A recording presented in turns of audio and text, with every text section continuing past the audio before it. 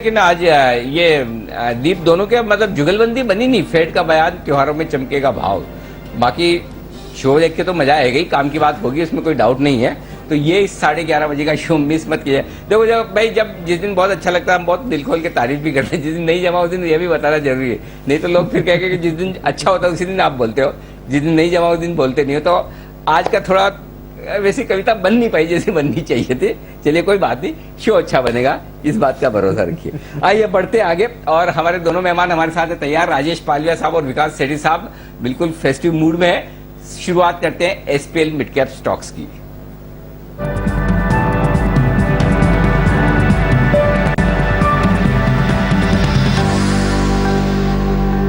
आप दोनों को सुप्रभात और जन्माष्टमी की शुभकामनाएं। सेठी साहब, जैसे मैंने कहा आज दोनों हमारे मेहमान साथ में तैयार है फेस्टिव मूड में। आपने एकदम से नीचे देखा, अपने कपड़े चेक किए, आपको डाउट है कि आप फेस्टिव मूड में नहीं हो? हाँ, नहीं अनिल जी, बिल्कुल बिल्कुल फेस्टिव मूड में हूँ। और आपने जब बोला तो एक्चुअली मेरे पास एक हैंड टॉवल रहता है तो वो नीचे गिर गया था, इसलिए मुझे नीचे झुकना पड़ा या नीचे देखना पड़ा अनिल जी। अच्छा, ओके, चलिए बढ़िया है। तो चलिए शुरू करिए शुभ शुरुआत अपनी लॉन्ग टर्म पिक के साथ। सेठी साहब बताइए। हाँ बिल्कुल, good morning Anil ji, good morning Deepanshu. पहले तो आप दोनों को, पैनल के सभी एक्सपर्ट्स को और जी बिजनेस के लाखों करोड़ों दर्शकों को आज कृष्ण जन्माष्टमी की ढेरों ढेरों शुभकामनाएं।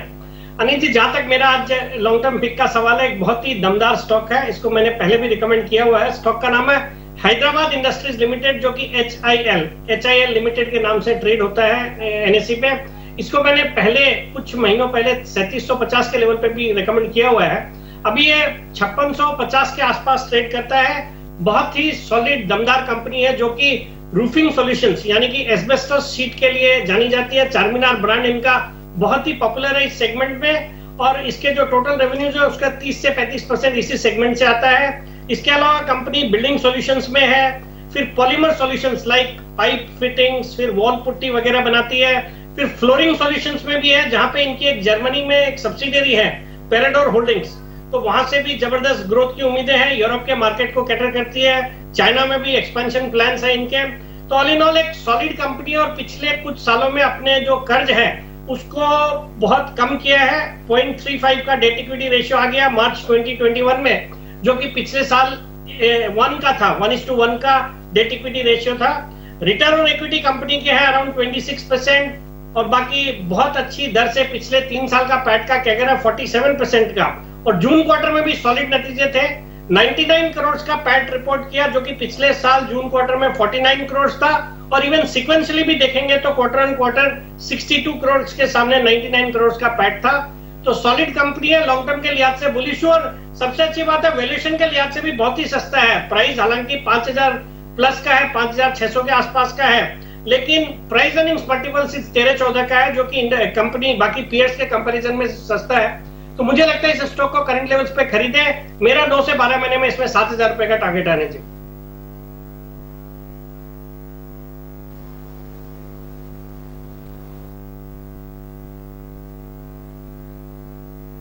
तो ये है आपके लिए HIL हैदराबाद इंडस्ट्रीज लिमिटेड खरीदारी करने की राय। जैन साहब का भी फेवरेट शेयर है, फेवरेट शेयर क्या पूरा सेक्टर ही बड़ा फेवरेट का है। एस्बेस्टस शीट्स बनाने वाला, जो सीमेंट की शीट्स बनती है, जैन साहब का पारंपरिक घराने का बिजनेस, जैन घराने का बिजनेस भी रहा है। तो ये विशाखा, रैमको, HIL, एवरेस्ट, सारे के सारे वेल रिसर्च स्टॉक्स है जैन साहब की तरफ से भी। आइए बढ़ते हैं आगे और पालिया साहब से भी पूछे उनका लॉन्ग टर्म पिक। पालिया साहब सुप्रभात, बताएं sir. Good morning Anil ji, good morning everyone, और सभी को जन्माष्टमी की बहुत बहुत शुभकामनाएं। अनिल जी, आज जो हमारा लॉन्ग टर्म पिक रहेगा वो रहेगा इंडोकाउंट इंडस्ट्री लिमिटेड, ICIL। ये स्टॉक का अगर हम ओवरऑल सेटअप देखें, मंथली और वीकली सेटअप देखें, तो स्टॉक एक पॉजिटिव टेरिटरी में ट्रेड कर रहा है। हालांकि पिछले दिनों में एक करेक्शन जरूर देखने को मिला था, लेकिन स्टॉक में जिस तरीके से लोअर साइड पे बेस फॉर्मेशन होने के बाद स्टॉक ने जिस तरीके से आज रिवर्सल दिया है, हमें लगता है कि ये स्टॉक को अब लॉन्ग टर्म के हिसाब से बाय करना चाहिए, क्योंकि लॉन्ग टर्म टाइम फ्रेम पे ये स्टॉक एक बुलिश टेरिटरी में ही इंटैक्ट है। तो हमें लगता है कि ICIL इंडोकाउंट यहाँ से 320 तक के लक्ष्य यहाँ से लॉन्ग टर्म के हिसाब से आता हुआ दिखना चाहिए। तो करंट लेवल से कोई भी वॉलेटिलिटी में डिप मिलती तो इसको ऐड करें। 220 के आसपास का स्टॉप लॉस रखें। टारगेट हम जो सजेस्ट कर रहे हैं इसके आएंगे करीब 320 से 330 तक के। तो ICIL इंडोकाउंट बाय करने की सलाह रहेगी लॉन्ग टर्म पे। बिल्कुल, तो इंडो काउंट खरीदारी करके चल सकते हैं। टेक्सटाइल स्टॉक्स वैसे भी फोकस में आ ही रहे हैं लगातार कुछ महीनों से। आइए कुछ 10 की कमाई के आइडियाज भी ले लें एक्सपर्ट्स के साथ। विश्वेश जी, पहले आपके पास चलते हैं, बताएं कौन सा स्टॉक लेकर आए हैं आज। दीपांशु, देखिए मेरी ओर से 10 की कमाई का जो स्टॉक है वो है GEPIL, गोदावरी पावर। अभी करेंटली 322 के आसपास चल रहा है। मुझे लग रहा है कि स्टॉक में एक अच्छा करेक्शन आ चुका है, ऑलमोस्ट 370 से 300 लेवल तक आ चुका था। अब जिस हिसाब से वापस रैली शुरू कर रहा है, मुझे लगता है stock is heading for 440 plus. So currently risk reward बहुत ही बेहतरीन है। एक बहुत बड़े ब्रेकआउट के बाद में मूव आया, उसके बाद में कंसोलिडेशन हुआ, पुल बैक आया, और वो पुल बैक पिछले जो ब्रेकआउट था उसकी अपर रेंज पे ही है। तो मुझे लग रहा है यहाँ पे 280 के स्टॉप लॉस से GE पावर को खरीदना चाहिए। अपसाइड में 440 के टारगेट रहेंगे। एक मिनट प्रभु, अरे एक मिनट, गोदावरी पावर की जीनस पावर कौन सा बोल रहे हो Vishwesh ji? Good morning sir. GE power sir, GE power, GEPIL, G power. हाँ, यहाँ गोदावरी पावर चल गया, थोड़ा बीच बीच में स्क्रीन में देखो। ओके, जी पावर, हाँ इधर गोदावरी पावर चल रहा है। मैं सोचा 1170 वाला, ओके 325 वाला ना? जी सर, 325 के आसपास चल रहा है। 280 का स्टॉप लॉस रहेगा और 440 का टारगेट रहेगा।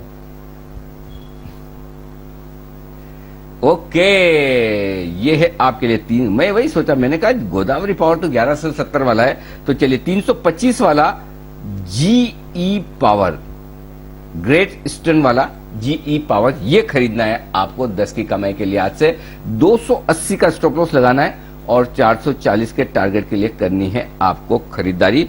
ये है राय आपके लिए इस वक्त आती हुई विश्वेश जी की तरफ से 10 की कमाई के तौर पर। यह है बेहतरीन स्टॉक। आइए 10 की कमाई के तौर पर एक और स्टॉक लिया जाए जैन साहब से भी। जैन साहब बताइए सर, आपका पसंद का शेयर। आज जन्माष्टमी है और पहले मैंने राम नवमी पे ये स्टॉक दिया था और वो था दीसा इंडिया। नवमी के 9 पिक्स में ये था और 4650 के लेवल्स पे दिया था। 5350 का टारगेट अचीव हो गया था। उसके बाद वापस से उन्हीं लेवल्स पे अवेलेबल है। बहुत ही बढ़िया क्वालिटी कंपनी है, MNC कंपनी है, 75% स्टेक है। दिशा मतलब नॉरिकन ग्रुप है जिनकी 4 बड़ी बड़ी कंपनियां टेक्नोलॉजी में और इंजीनियरिंग में, टेक्नोलॉजी में बहुत ही बड़ी कंपनी है, ये MNC है। और यहाँ इंडिया में दिशा बेसिकली फाउंड्री टेक्नोलॉजी में सरफेस प्रिपरेशन प्रोसेस टेक्नोलॉजी का एक लीडर है और मोल्डिंग मशीन्स वगैरह बनाते हैं। सो बेसिकली बहुत ही टेक्नोलॉजी और बहुत ज्यादा अगर डीप में नहीं जाए प्रोडक्ट के तो बहुत क्वालिटी कंपनी है। 1 करोड़ की इक्विटी है, आई थिंक बहुत ही छोटी इक्विटी है। 1 करोड़ की इक्विटी जिसमें 75% शेयर होल्डिंग प्रोमोटर्स की है और 10% करीब DIIs और FIIs की है और 2 लीडिंग स्मॉल कैप फंड्स भी इसमें निवेशित है। और मुझे लगता है कि ये स्टॉक को बिल्कुल इन लेवल्स पे ले सकते हैं। बहुत ही बढ़िया रिजल्ट्स थे, बहुत बढ़िया नंबर्स है। 18-19 का रिटर्न ऑन कैपिटल एम्प्लॉयड है, ROC है और 13-14-18% के लगभग की क्या कर रही है पिछले 5 साल के प्रॉफिट्स की और ऊपर के लेवल से करेक्ट भी हुआ है, तो इसलिए सेफ लगता है मुझे। ऊपर का लेवल्स देखिए आप, ये स्टॉक बताने के बाद 6000 के लगभग गया था ऊपर, 5990 और वहां से भी ये इन लेवल्स पे मिल रहा है एंड अपने एवरेजेस के आसपास चल रहा है। तो मुझे लगता है कि स्टॉक को लेना चाहिए और क्वार्टरली रिजल्ट्स भी बहुत बढ़िया थे और मेरे हिसाब से ये आराम से जो स्टॉक है वापस से 6000 के लेवल्स दिखाएगा आने वाले कुछ महीनों में।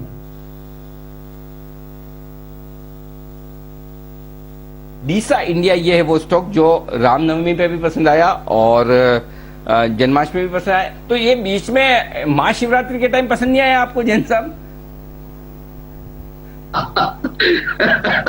महाशिवरात्रि उसके पहले थी अनिल जी, शायद जहां तक मुझे ध्यान है। रामनवमी के पहले तो वो ना दोनों के बीच में नहीं, महाशिवरात्रि सर आई थिंक नवमी के पहले आई थी। क्योंकि अच्छा चलो ठीक है, अब आएगी वापस तब रिकमेंड करेंगे ना। तो मोटा मोटा याद रखता हूँ। ओके, तो चलिए डीसा इंडिया है वो स्टॉक जो जैन साहब को पसंद है खरीदारी करने के लिए। आज से सारे बड़े बड़े उत्सव पर ये स्टॉक रिकमेंड किया जाएगा, ऐसा हमने कमिटमेंट जैन साहब से ले लिया है, चिंता न करें। आइए बढ़ते आगे। SPL मिड कैप स्टॉक्स में वक्त है पोजिशनल पिक लेने का। बताएं पालिया साहब, आपका पोजिशनल स्टॉक। पोजिशनल पिक में केमिकल स्पेस की कंपनी नोसिल हमें यहाँ पे काफी अट्रैक्टिव लग रही है, और नोसिल में जिस तरीके से सेटअप है, लास्ट वीक में काफी अच्छा वॉल्यूम एक्शन देखने को मिला, और जिस तरीके से स्टॉक में डेली सेटअप के हिसाब से देखें तो एक डाउन स्लोपिंग ट्रेंड लाइन का ब्रेकआउट देखने को मिला। लॉन्ग टर्म सेटअप के हिसाब से स्टॉक एक पॉजिटिव जोन में है, अब कंटिन्यूटी वापस बनते हुए दिख रही है, इसकी लॉन्ग टर्म ट्रेंड वापस रिज्यूम होते हुए दिख रहा है। हमें लगता है ये स्टॉक को यहाँ से पोजिशनल बेसिस पे बाय करना चाहिए। करंट लेवल से हम एक्सपेक्ट कर रहे हैं जो टारगेट आना चाहिए करीब 340 तक के टारगेट ये स्टॉक में आते हुए दिख सकते हैं, तो नोसिल बाय करने की सलाह रहेगी। 283 के आसपास अभी ट्रेड कर रहा है, 283 276 ये बाइंग रेंज सजेस्ट करेंगे। 258 का स्टॉप लॉस, टारगेट होंगे 340 तक के, तो नोसिल पोजिशनल कैटेगरी में बाय। नोसिल खरीदारी करने की राय 340 तक के टारगेट के लिए, ये है आपके लिए बेहतरीन स्टॉक। नोसिल भी अब लगातार हमारे एक्सपर्ट्स की पसंद का शेयर है। जैन साहब से लेके सेठी साहब से लेके सिद्धार्थ सेदानी साहब, सब ने जब तब मौका लगाए पसंद किया है। आइए सेठी साहब से भी उनकी पोजिशनल पिक लें, उससे पहले बग्गा साहब से एक चीज और जाननी है। बग्गा साहब, जो मतलब आपने एक चीज तो समझा दी कि क्यों बाजार बढ़े हैं, उन्होंने टेपरिंग की शुरुआत करने के संकेत दिए, उसके बावजूद अब ये बताइए, जो कमोडिटीज में तेजी आ रही है, कच्चा तेल इतना तेजी से भाग गया है, बाकी मेटल्स वगैरह वापस से रिकवर हो गए, इसका क्या मतलब निकालें? क्या लंबी तेजी वहां पर भी चलेगी? जरा उस पर भी अपनी राय दीजिए सर। जी अनिल जी, जैसे फरवरी से हम कहते आ रहे हैं सुपर साइकिल है कमोडिटीज में। अब आप एल्यूमिनियम अगर देखें तो चाइना ने काफी पुराने प्लांट बंद किए, बट नए प्लांट जो आने वाले थे वो नहीं आ पाए टाइम पे। आप चाइना लगभग 7% अपना जो खपत है महीने की वो अपने रिजर्व से रिलीज कर रहा है। पिछली बारी जब हम बात कर रहे थे, चाइना ने अनाउंस किया था जुलाई में कि वो मेटल्स रिलीज करेगा। 1 सितंबर को भी वो कॉपर, एल्यूमिनियम, जिंक रिलीज कर रहा है, और तब पता नहीं था कितना अमाउंट आएगा। कॉपर वो लगभग 3% रिलीज कर रहे हैं, एल्यूमिनियम 7% रिलीज कर रहे हैं, और जिंक 5%।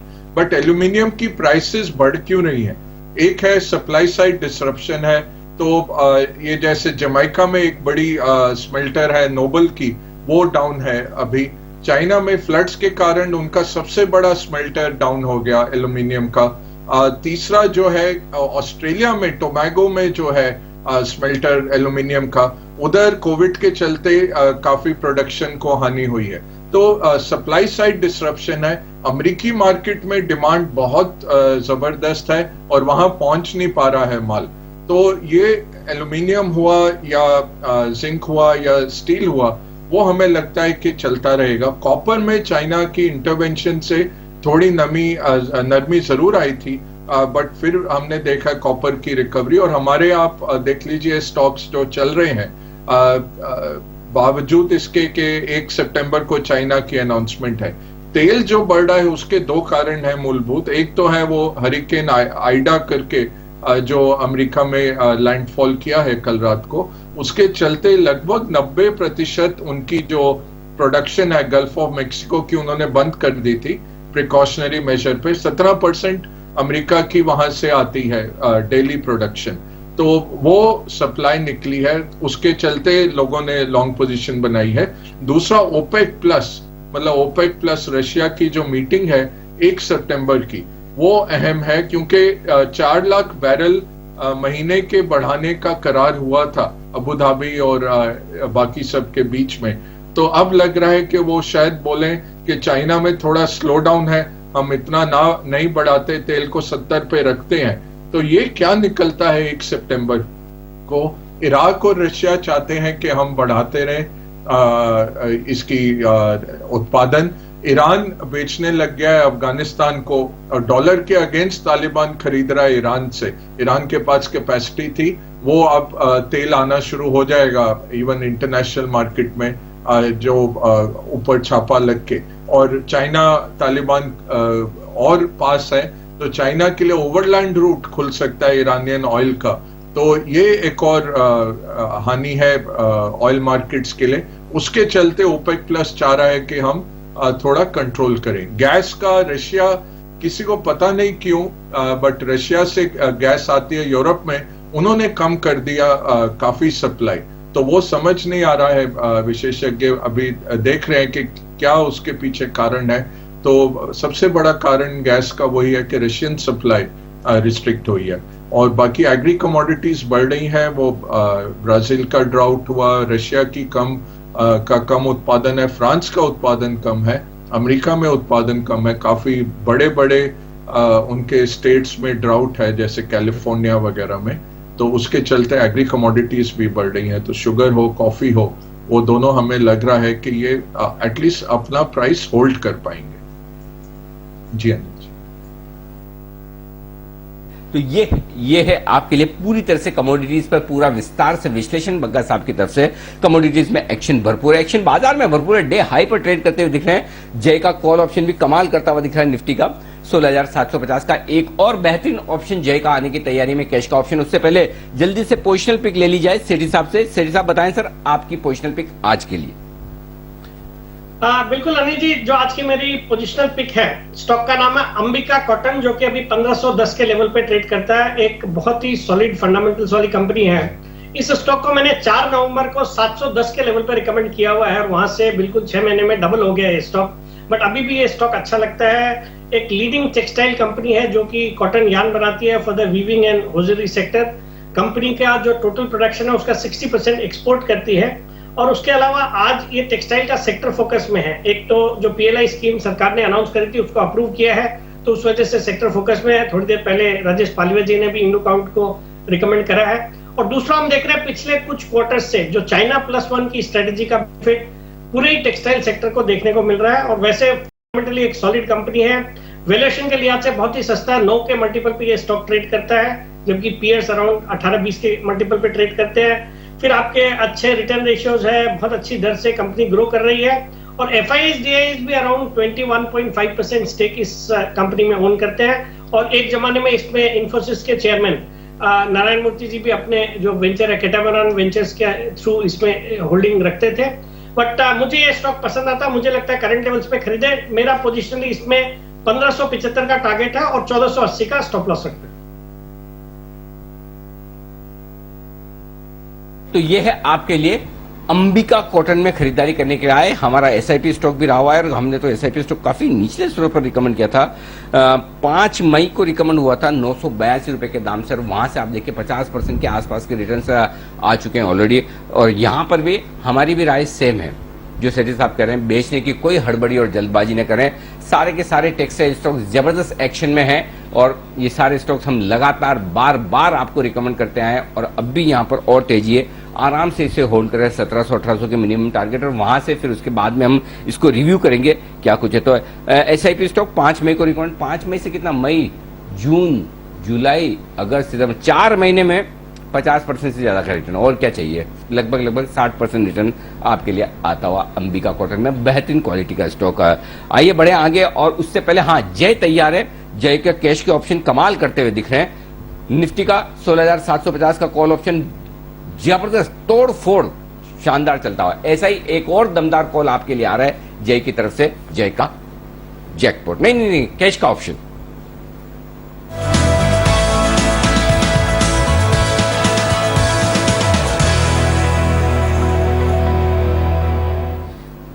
जय बताइए अभी कौन सा ऑप्शन ट्रेड करना चाहेंगे? जी अनिल जी, निफ्टी का जो सुबह कॉल ऑप्शन दिया था वो तो ऑलमोस्ट 146 प्लस हो गया है, 16,750 के स्ट्राइक का कॉल। अनिल जी अब देना चाहूंगा मैं बैंक निफ्टी पर कॉल। अनिल जी मुझे ऐसा लग रहा है कि बैंक निफ्टी में यहाँ से हमें अच्छा एक मूव शॉर्ट टर्म में देखने मिल सकता है, 300-400 पॉइंट, 300 पॉइंट का एटलीस्ट। तो 35,900 के स्ट्राइक का कॉल ऑप्शन यहाँ पे बैंक निफ्टी का खरीद कर चलने की सलाह है मेरी। अगर हम देखें तो करीब अभी ये 329 के आसपास अनिल जी ये ट्रेड कर रहा है, इसको खरीद कर चलना है। यहाँ पे स्टॉप लॉस लगाएंगे 198 का, 198 का, 329 के आसपास खरीदना है। यहाँ पे अनिल जी जो फर्स्ट टारगेट इसका बनेगा that would be around 534, 534, and दूसरा टारगेट बनेगा 590 का, 534, 590। ये दो टारगेट्स के लिए खरीदना है बैंक निफ्टी का। 35,900 का कॉल ऑप्शन। अनिल जी मुझे ऐसा लग रहा है कि जो हिसाब से बैंक निफ्टी एक कंसोलिडेशन में से निकला है और 35,900 के ऊपर इनफैक्ट कंफर्टेबली ट्रेड कर रहा है, दैट गिव्स मी क्लियरली एक होप के अब 36,200, 300 ये हमें लेवल्स इमीडिएट टर्म्स पे देखने मिलने चाहिए अनिल जी। इसीलिए मेरे पास एक जैकपॉट कॉल भी है, अगर आपकी इजाजत हो तो वहां पे वो भी एक कॉल दे दूं। जी, जैकपॉट शेयर के लिए मैं आपके पास थोड़ी देर में आता हूं, लेकिन तब तक बैंक निफ्टी पर 2 अपडेट हैं, वो बताना जरूरी है।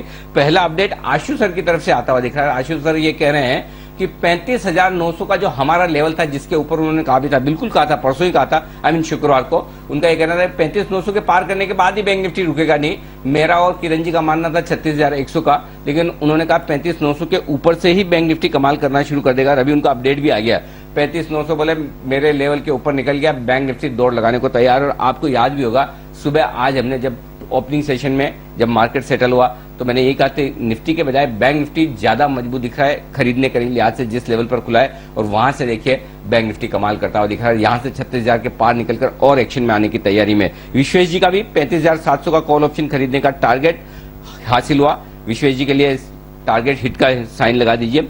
आईसीआईसीआई बैंक का 700 रुपए का कॉल ऑप्शन जो विश्वेश जी ने दिया था खरीदारी करने की राय, उसका भी टारगेट हासिल हुआ। तो बैंक निफ्टी के और साथ ही आईसीआईसीआई बैंक के दोनों टारगेट विश्वेश जी का हासिल होते दिख रहे हैं, और बैंक निफ्टी 36,000 के पार निकलकर तगड़ी दौड़ लगाने को तैयार होता दिख रहा है। और 36,000 के ऊपर टिक गया तो फिर आप समझ सकते हैं शॉर्ट कवरिंग और फ्रेश खरीदारी 36,200 से 36,300 की रेंज में बैंक निफ्टी को ले जाएगी। अब मैं ऊपर के लेवल आपको दे दूं, पहला लेवल 36,050, सारे स्पॉट लेवल बता रहा हूं, 36,050 पहला है, उसके बाद 36,175, 36,200, 36,300, ये सारे लेवल्स हैं जिनके लिए आपको फोकस करना है बैंक निफ्टी पर। आगे बढ़ेंगे, कुछ और स्टॉक्स आपके लिए तैयार है। 10 की कमाई के भी कुछ बेहतरीन कॉल्स भी जय की तरफ से भी आने हैं। सुमित जी का सुपर हिट भी बाकी है। 10 की कमाई के ढेर सारे शेयर हैं, एसपीएल मिड कैप स्टॉक्स के भी हैं, बग्गा साहब भी हैं।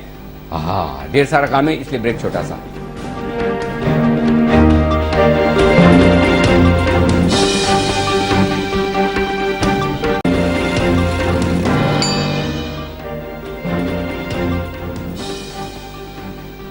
दस की कमाई में आप सबका स्वागत है। हमारे एक्सपर्ट्स हमारे साथ तैयार है एसपीएल मिड कैप स्टॉक्स में आपको शॉर्ट टर्म पिक्स देने के लिए, लेकिन उससे पहले जय का जैकपॉट एक बार ले लिया जाए और उसके बाद बढ़ेंगे हम आगे। और कुणाल जी और राकेश जी की स्पेशल पिक भी आपके लिए आने की तैयारी में। तो जय का जैकपॉट।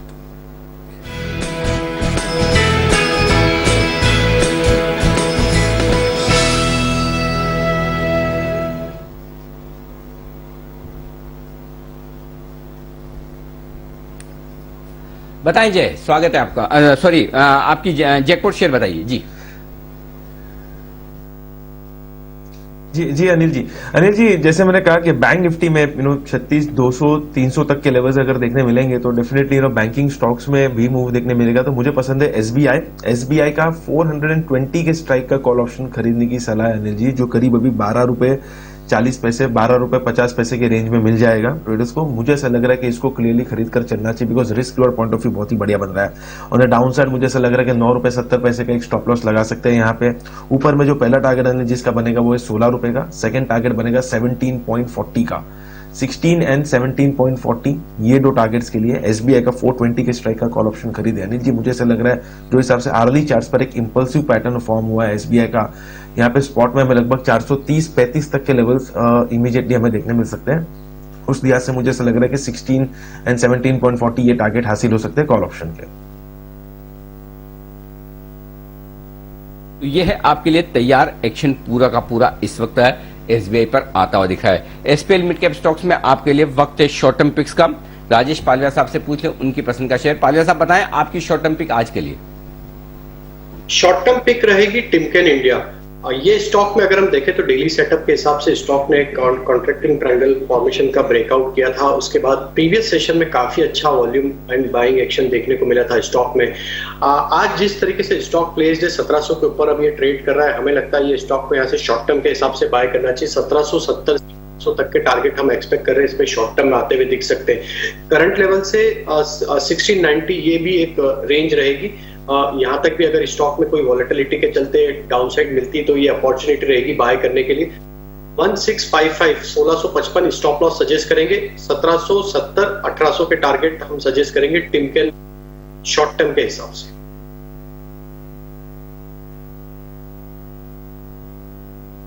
टिमकेन में करें खरीदारी। टिमकेन आज और भी किसी को तो पसंद आता हुआ दिखा था सुबह। हाँ, कुणाल जी ने राय दी थी खरीदारी करने की, तो पिक ऑफ द डे के तौर पर 1900, 1800 और 1900 के टारगेट के लिए। तो पालिया साहब कुणाल जी की तरफ से धन्यवाद स्वीकार कर लें। टिमकेन उनकी आज का pick of the day, Janmashtami pick, sorry not pick of the day, Janmashtami pick के तौर पर उन्होंने खरीदारी करने की राय दी, तो उन्हें भी पसंद है। और आइए शॉर्ट टर्म पिक एक बार जल्दी से ले लें सेठी साहब से भी। सेठी साहब बताइए आपकी शॉर्ट टर्म पिक। हाँ अनिल जी, आज की मेरी जो शॉर्ट टर्म पिक है ऑटो कंपोनेंट कंपनी है और ऑटो कंपोनेंट सेक्टर भी आज फोकस में है। जिस तरह से बातें हो रही कि टेस्ला आज भारत में कई कंपनियों से बात कर रही है अपने लिए ऑटो कंपोनेंट सोर्स करने के लिए, तो यहां से मैंने आज पिक किया मिंडा इंडस्ट्रीज को, जो कि अभी 725 के लेवल पे ट्रेड करता है। एक सॉलिड कंपनी है जो कि 1958 से कार्यरत है, 1958 से एग्जिस्टेंस में है। इस कंपनी के 71 मैन्युफैक्चरिंग प्लांट्स है अक्रॉस द वर्ल्ड, जिसमें north America, Europe, Germany, Japan, Indonesia, Vietnam, Spain, सब जगह इनके प्लांट्स हैं। जून क्वार्टर भी बहुत ही अच्छा रहा, पैट था 29 करोड़ का, जो कि पिछले साल जून क्वार्टर में 118 करोड़ का कंपनी को नुकसान हुआ था। बाकी सॉलिड ग्रोथ से कंपनी दर्ज कर रही है, सॉलिड रेट से कंपनी ग्रो कर रही है पिछले 3-4 सालों से। डेट इक्विटी रेशियो मैनेजेबल और एक ऑलमोस्ट नेग्लिजिबल 0.38 का है। प्रोमोटर्स की अच्छी खासी 70% की हिस्सेदारी है, कोई भी स्टॉक प्लेज नहीं किया हुआ है। और बाकी कई सारे अच्छे एफआईआईज और डीआईआईज मिलके इसमें 20% हिस्सेदारी ओन करते हैं, जैसे ICICI Pru, DSP, IDFC, Canara Robeco. मुझे ये स्टॉक अच्छा लगता है, मुझे लगता है बहुत ही शॉर्ट टर्म में इसमें हम 755, 760 तक के लेवल्स देख सकते हैं, 710 का स्टॉप लॉस लगाना। तो 710 के स्टॉप लॉस के साथ मिंडा इंडस्ट्रीज में करें खरीदारी, ये है आपके लिए राय। आइए बढ़ते आगे और एक बिगुल है आपके लिए विश्वेश जी के लिए, विश्वेश का विशेष।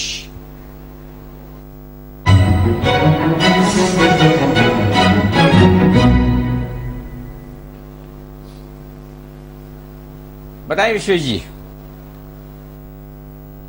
Anil ji, bank Nifty, ICICI bank, और अब मुझे लग रहा है जो बड़ा मूव मैं देख रहा हूँ स्टॉक स्पेसिफिक वो है पॉलीकैब में। एफएनओ एंट्रेंट है, न्यू एंट्रेंट है। आईएक्स और पॉलीकैब दोनों में सिमिलर काइंड ऑफ मूव देखा जा रहा है, लेकिन पॉलीकैब का जो कंसोलिडेशन है वो लास्ट 2 मंथ का है। तो करंटली कैश की प्राइस में अनिल जी बता रहा हूँ, क्योंकि फ्यूचर का चार्ट लंबा नहीं होता है, कैश में 2028-29 के आसपास चल रहा है। मेरे हिसाब से यहाँ पे 1975 मतलब 40-50 रुपए के स्टॉप लॉस के साथ में खरीदना चाहिए। और जिस मैग्नीट्यूड का ये ब्रेकआउट है अनिल जी, पॉलीकैब यहाँ से 300 रुपए जितना चलना चाहिए, मतलब 10% ऑड मूव। तो मुझे लग रहा है यहाँ पे पॉलीकैब में खरीदारी करें करंट लेवल पे 1975 का स्टॉप लॉस रखे, 2140 के कंजर्वेटिव टारगेट रहेंगे। लेकिन मुझे लगता है अगर ये सीरीज के लिए भी पकड़ा जाए तो 2300 प्लस हम पॉलीकैब में एक्सपेक्ट कर सकते हैं। तो ये है आपके लिए राय। पॉलीकैब हाल ही में नया खिलाड़ी जो फ्यूचर्स में शामिल हुआ है, ये तेज दौड़ लगाने को तैयार है। 2100 और 2140 के टारगेट के लिए करें खरीदारी, विश्वेश जी की राय। टीसीआई एक्सप्रेस के मैनेजमेंट हमारे साथ जुड़ने की तैयारी में, उससे पहले स्पेशल पिक का बिगुल कुणाल जी और राकेश जी के लिए।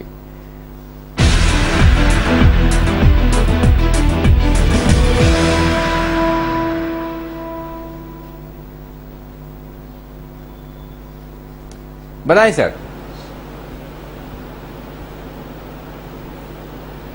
अनिल जी देखिए, मेरा और राकेश जी का मानना है कि मेटल्स में एक तूफान आया, फिर आई, फिर दोबारा अब तूफान आता हुआ दिख रहा है। तो हमारी खरीदारी की राय है जिंदल स्टेनलेस में, जहां पर मेटल स्टॉक्स वापस अब एक ब्रेकआउट दे रहे हैं चार्ट्स पर।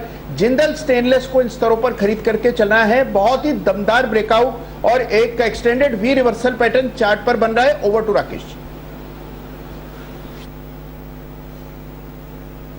अनिल जी, बेहतरीन टेक्निकल स्ट्रक्चर है, ब्रेकआउट है, प्लस पॉजिटिव क्रॉसओवर है। 151, 151 का स्टॉप लॉस है।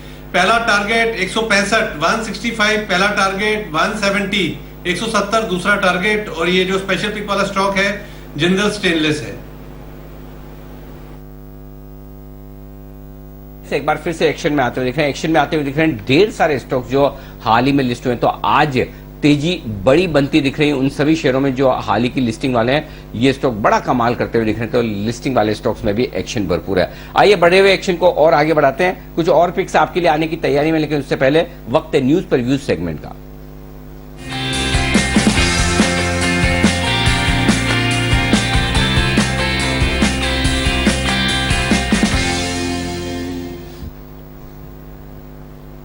देश की जानी पहचानी लॉजिस्टिक कंपनी टीसीआई एक्सप्रेस आज हमारे साथ कार्यक्रम में हो रही है शामिल। बता दूं आपको, वैसे तो आप पहचानते हैं, लेकिन 1996 में ट्रांसपोर्ट कॉर्पोरेशन ऑफ इंडिया के एक डिवीजन के तौर पर टीसीआई एक्सपीएस के नाम से ये कंपनी शुरू हुई और बाद में इसका नाम टीसीआई एक्सप्रेस रखा गया।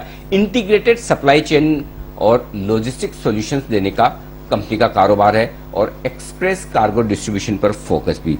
800 से ज्यादा ब्रांचेज हैं कंपनी की और 3,000 से ज्यादा एम्प्लॉय, 202 देशों में 40,000 लोकेशन पर अपनी सर्विसेज देते हैं।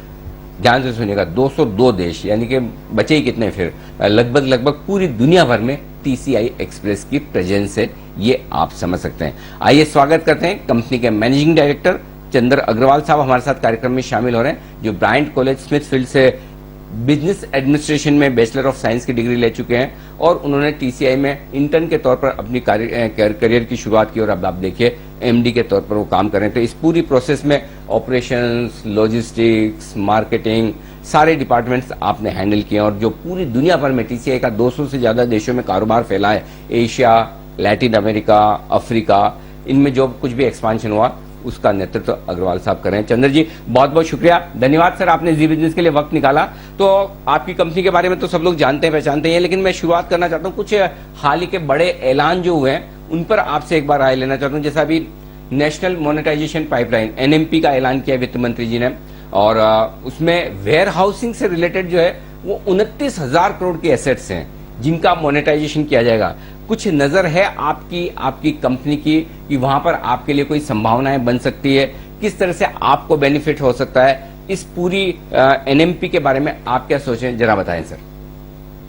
तो इसमें मेरा जो एक क्लियर कट राय और फोकस ये है कि हमारा काम वेयरहाउसिंग में ज्यादा नहीं है, हमारा सॉर्टिंग सेंटर में है।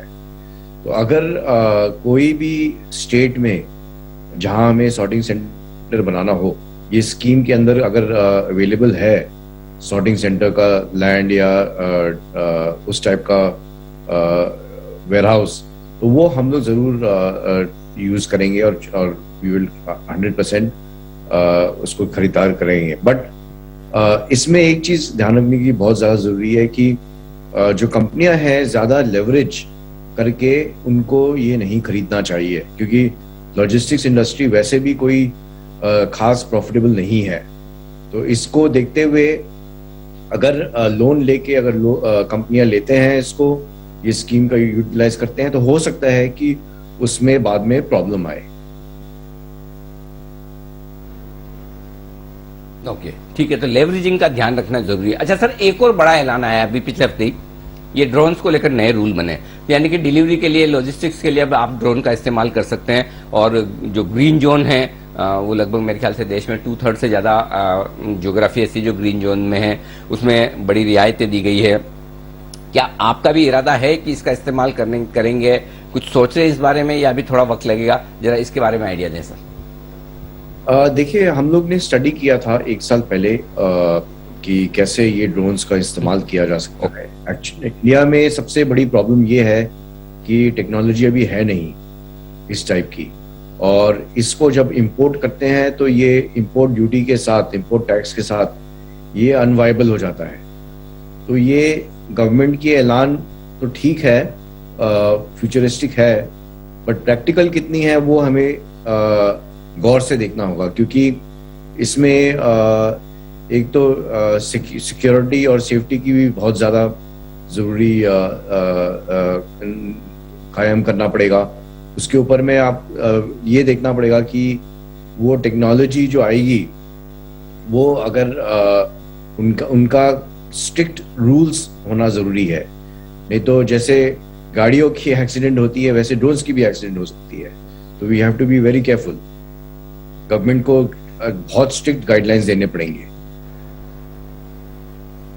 ठीक बात है, बिल्कुल ठीक है। तो थोड़ा एग्जीक्यूशन पार्ट देखना होगा किस तरह से आगे होता है। आपके एग्जीक्यूशन पार्ट पर आता हूं, सरकार के एग्जीक्यूशन पार्ट से। आपने, जहां तक मुझे याद है, अगले 4 से 5 साल में 2,000 करोड़ के रेवेन्यू का टारगेट रखा है। जरा अपने प्लान के बारे में, विजन के बारे में बताएं। कंपनी अगले 4-5 सालों में किस तरह का रेवेन्यू, किस तरह की प्रॉफिटेबिलिटी कर सकती है, किस तरह का बिजनेस आपका आगे बढ़ सकता है, वो बताएं सर। इसमें हमारा TCI एक्सप्रेस का फोकस तो एक्सप्रेस बिजनेस पे ही है, और ऑर्गेनाइज्ड एक्सप्रेस बिजनेस जो है इसकी ग्रोथ होगी डिपेंडेंट ऑन इकोनॉमी। अगर इकोनॉमी ग्रो करेगी 8 से 9%, तो TCI एक्सप्रेस ग्रो करेगी 20 से 21%, 20 से 25%। तो ये एक्सप्रेस का नीचे ये बिजनेस ही ऐसा है। तो इसको देखते हुए अगर इस साल गवर्नमेंट ने ऐलान किया है कि 10% तक जीडीपी ग्रोथ होगी तो हमारा 25 से 30% ग्रोथ तो होना ही है टॉप लाइन में। और सेम वे प्रॉफिटेबिलिटी में एक्सप्रेस का जो भाग होता है वो नॉर्मल ट्रांसपोर्टेशन से बहुत अधिकतर ज्यादा होता है, तो वो कम से कम 30 से 40% भी हो सकता है। यूजुअली 30 से 40% होता है, उससे ज्यादा भी हो सकता है। तो इसको देखते हुए हमारा प्रोजेक्शन जो है 4 साल का वो एकदम ठीक है और प्रॉफिटेबिलिटी ये कम से कम 4 गुना और बढ़ने की उम्मीद है।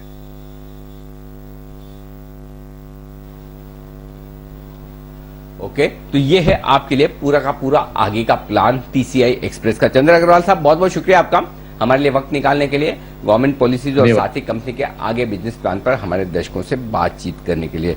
आइए बढ़ते हैं आगे और हमारे एक्सपर्ट्स हमारे साथ है। जल्दी से एक बिगुल 10 की कमाई का कुणाल जी और राकेश जी के लिए। बिगुल नहीं, 10 की कमाई का वैसे ही स्टॉक ले जाए, बताएं सर। अनिल जी, हमारा 10 की कमाई का स्टॉक है HDFC AMC। अगर हम देखें तो मार्केट नए लाइफ टाइम हाइस पर है, बट HDFC AMC अपने ऑल टाइम हाई से लगभग 20% के करीब नीचे है। आज सुबह विश्वेश जी ने रिकमेंड भी करा हुआ है और ये स्टॉक जिन स्तरों पे चल रहा है एक परफेक्ट बेस है, डाउन साइड कैप्ड है और ये स्टॉक भी आने वाले समय में एक नए लाइफ टाइम हाई का कैंडिडेट है। तो इन स्तरों पर करेक्शंस पर HDFC AMC में निवेश की राय है। ओवर टू कुणाल जी। अनिल जी, देखिए, लो रिस्क इन्वेस्टमेंट है। अगर आप मौजूदा स्तरों पर बाजार के इतने ऊपर जाने पर एक सेफ स्टॉक चाहते हैं तो HDFC AMC होना चाहिए। इन स्तरों पर बाय करके चलें। हमें लगता है कि यहां से आपको 3700 के लेवल्स इसमें 6 महीना साल भर में देखने को मिलेंगे। तो 3700 के टारगेट के लिए HDFC AMC में खरीदारी कराएं।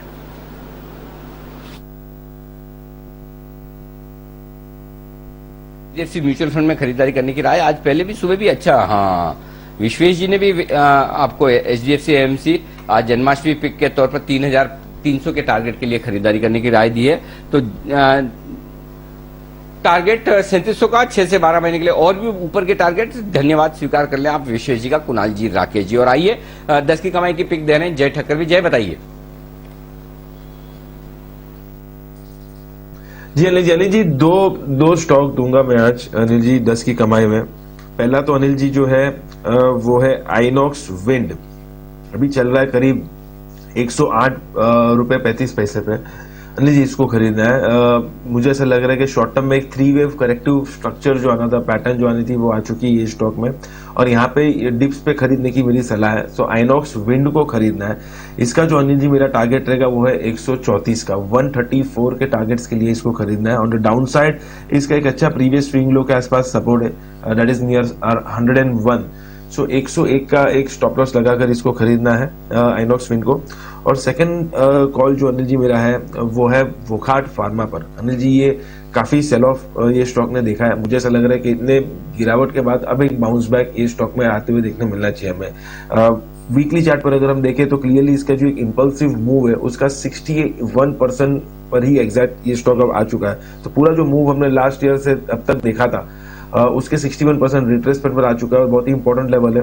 सेकेंडली अनिल जी ये है कि इसका जो एक पूरा फॉल है वो एक फॉलिंग चैनल में हमें देखने मिला है, तो lower end of the channel पर ये स्टॉक आ चुका है। तो मुझे risk reward point of view बहुत ही पसंद आ रहा है ये स्टॉक। नीचे में इसमें स्टॉप लॉस रखना चाहिए 380 का, 380 का आप स्टॉप लॉस लगाइए। और मुझे ऐसा लग रहा है कि ऑलमोस्ट 200 डेमा को वापस ये टेस्ट करेगा ऊपर में। 496 के टारगेट्स देखने मिल सकते हैं वोखार्ट फार्मा में। सो 380 के स्टॉप लॉस के साथ 496 के टारगेट्स के लिए वोखार्ट फार्मा को खरीदना है। ये सेकंड कॉल रहेगा मेरा।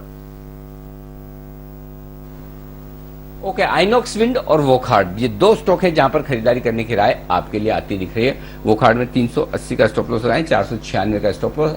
आइनॉक्स में 101 का स्टॉप लॉस लगाएं, 134 के टारगेट के साथ करें खरीदारी। आइए आप सभी से विदा लेने का वक्त है। विदा लूं उससे पहले एक चीज तो और ये बता दूं कि 2 दिन बाद ही कल परसों 1 तारीख है, परसों तो बग्गा साहब से तो परसों मुलाकात करनी है सर।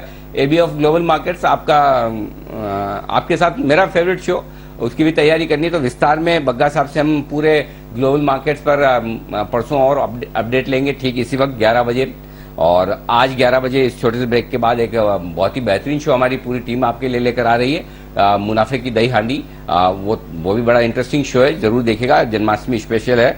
और उससे पहले आप सभी से विदा लेने का वक्त है।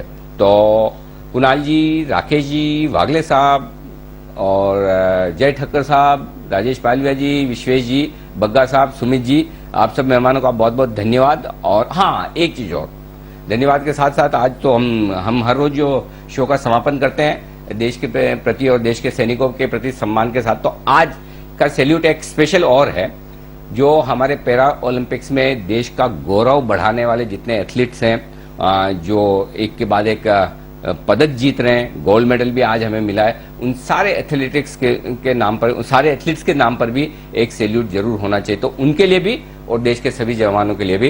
तो आप सबसे निवेदन है, अपनी अपनी जगह पर आप सब लोग खड़े हों, इन सब के लिए एक बढ़िया दमदार सैल्यूट हमारी तरफ से बनता है। जय हिंद।